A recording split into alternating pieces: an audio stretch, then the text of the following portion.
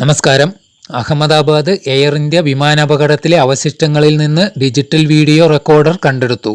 കണ്ടെത്തിയത് വിമാനത്തിൻ്റേതാണോ എന്ന് പരിശോധിക്കും. കേരള തീരത്ത് തുടരുന്ന കപ്പലപകടങ്ങൾ അമിസ് ക്യൂറിയെ നിയോഗിച്ച് ഹൈക്കോടതി. നിലമ്പൂരിൽ ഉപതെരഞ്ഞെടുപ്പിൽ UDFന് വലിയ നിരാശ വന്നെന്ന് മുഖ്യമന്ത്രി. M. സുരാജിന് ലഭിക്കുന്ന സ്വീകാര്യത അവരെ വേവലാതിപ്പെടുത്തുന്നുണ്ടെന്നും അദ്ദേഹം പറഞ്ഞു.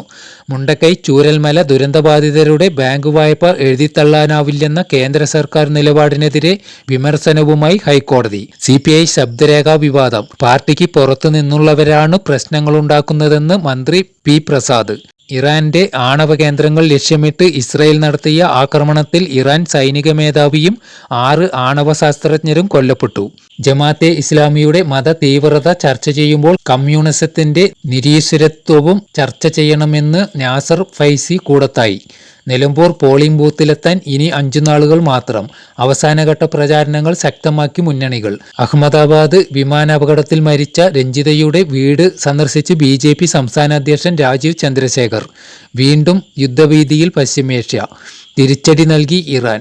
ആണവ കേന്ദ്രങ്ങൾ ലക്ഷ്യമിട്ട് ഇസ്രയേൽ. അഹമ്മദാബാദ് വിമാനാപകടത്തിൽ പരിക്കേറ്റ് ചികിത്സയിൽ കഴിയുന്നവരെ സന്ദർശിച്ച് പ്രധാനമന്ത്രി നരേന്ദ്രമോദി. അപകടസ്ഥലം സന്ദർശിച്ചതിന് ശേഷമായിരുന്നു പ്രധാനമന്ത്രി പരിക്കേറ്റവരെ പ്രവേശിച്ച ആശുപത്രിയിലേക്ക് എത്തിയത്. വിമാനത്തിൽ നിന്ന് പുറത്തേക്ക് ചാടിയതല്ല, തെറിച്ചു വീണതാണ്. അപ്പോഴേക്കും വിമാനം പൊട്ടിത്തെറിച്ചെന്നും അപകടത്തിൽ നിന്നും അത്ഭുതകരമായി രക്ഷപ്പെട്ട വിശ്വാസ് കുമാറിന്റെ പ്രതികരണം. News desk 2020 news.